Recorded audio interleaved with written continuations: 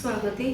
आज मी तुम्हाला अधिक मासानिमित्त धोंडे दाखवणार आहे। आम्ही आमच्याकडे कशा पद्धतीने धोंडे बनवतो ते मी तुम्हाला दाखवणार आहे। आणि त्याआधी माझ्या चॅनलला तुम्ही नवीन असाल तर लाईक, शेअर आणि सबस्क्राइब करायला विसरू नका। पुरणाचे धोंडे करण्यासाठी आपण इथे 1 कप चणा डाळ घेतलेली आहे। तुम्ही वाटीचे माप घेऊ शकता। हे बघा, एका वाटीमध्ये 33 धोंडे होतात। आपल्याला खूप असे बटाटे वड्यासारखे धोंडे करायचे नाहीत, अगदी मीडियम साईजचे धोंडे करायला घ्यायचे।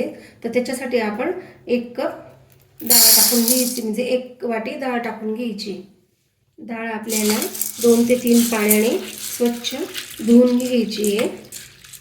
1 कप डाळीसाठी आपल्याला 3 कप पाणी टाकून घ्यायचे। मी गॅसवर आधीच कुकर ठेवला होता गरम करायला। 2 कप पाणी झालंय आपलं आणि मी हा 3रा कपही टाकते। पाणी छान गरम होऊ द्यायचे। यात काहीच घालायचं नाही, आपल्याला हळद वगैरे काहीच टाकायचं नाही। पाण्याला छान अशी उकळी आली, त्यात आता आपण डाळ टाकून घेऊ। इथे आपण 10 ते 12 मिनिटांसाठी कुकरचं झाकण लावून देणार आहोत आणि बारीक गॅसवर ही 10 ते 12 मिनिटं डाळ शिजू द्यायची आपल्याला। शिट्टी नाही झाली तरी चालेल। 10 ते 12 मिनिटं झाले आणि कुकरची हवा सुद्धा निघाली आहे, तुम्ही बघू शकता। आता डाळ छान अशा पद्धतीने शिजली आहे। त्यातलं पाणी पूर्ण आटलंय आणि त्यात आता आपल्याला गरम पाणी टाकायला घ्यायचे। यात मी गरम पाणी करून टाकून घेतले आणि आपल्याला ते पाणी नितरवून घ्यायचे। आपण डाळीचं पूर्णपणे पाणी काढून घेतले आणि 1 वाटीची डाळ आपण जी शिजवली ती कढईमध्ये काढून घेतली। त्यात आता आपल्याला पाऊण वाटी गूळ घालायचा आहे। पाऊण वाटी गूळ घातल्यानंतर आपल्याला गॅसवर पुरण करायला ठेवायचे। आपण गॅसवर कढई ठेवलेली आहे। छान असं पुरण तयार करून घ्यायचे आपल्याला। आता छान असं पुरण वाटून झालंय आणि गारही झालंय, बघू शकतात। पुरणाची छान अशी गोळी तयार होते। अशा पद्धतीने आपण पुरण करून घ्यायचे आणि आता आपण कणिक करायला घ्यायचे। 1 वाटी डाळसाठी मी इथे 2 वाट्या कणिक घेतलेले आहे, बघू शकता तुम्ही। मीडियम साईजची वाटी आपण ही डाळ भरून घेतली होती आणि आता 2 वाटी कणिक घेतलेले। त्या कणकेमध्ये आता आपल्याला तेल टाकून घ्यायचे आणि छान असं हाताने मिक्स करून घ्यायचे आणि कणिक आपल्याला आता हे पाणी टाकून मळून घ्यायचे। छान असं कणिक चपातींचं कणिक करतो त्याप्रमाणे करून घ्यायचे। छान असं कणिक तयार झाले, बघू शकता। त्यावर मी आता थोडंसं असं तेल टाकून घेणार आहे आणि पुन्हा आपण असं मळून घ्यायचे आणि कणिक आणि पुरण दोघंही तयार झालेले आहे।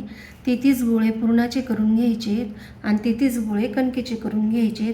गोळे आधीच करून घ्यायचे, नाही तर कमी जास्त प्रमाण होऊ शकतं, त्यामुळे मग आपण आधीच केल्यामुळे थोडं इकडचं तिकडे करू शकतो। छान असे पुरणाचे गोळे तयार करून घ्यायचे। बघा, एकसारखे असे गोळे तयार करून घ्यायचे आणि पूर्ण असे 33 गोळे करून ठेवायचे आहेत आपल्याला। पूर्ण गोळे तयार झाले आहेत, पुरणाचे पण आणि कणकेचे पण। आता बोटाला थोडं तेल लावून घ्यायचे आणि हा गोळा आपल्याला असा फिरवून घ्यायचा आहे छान, आणि त्यात असं एक पुरणाचा गोळा टाकून घ्यायचा आहे आणि छान असं एकत्र करून घ्यायचं। जसं आपण पुरणाच्या पोळीला करतो तसं पूर्ण असं गोळा तयार करून घ्यायचा आहे। छान असा आपला धोंडा तयार झाला, बघू शकता। हे धोंडे सगळे असेच तयार करून घ्यायचे आहेत आपल्याला।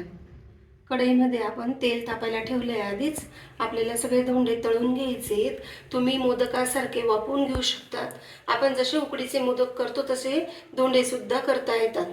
तर आता आपण हे धोंडे तळून घेणार आहोत।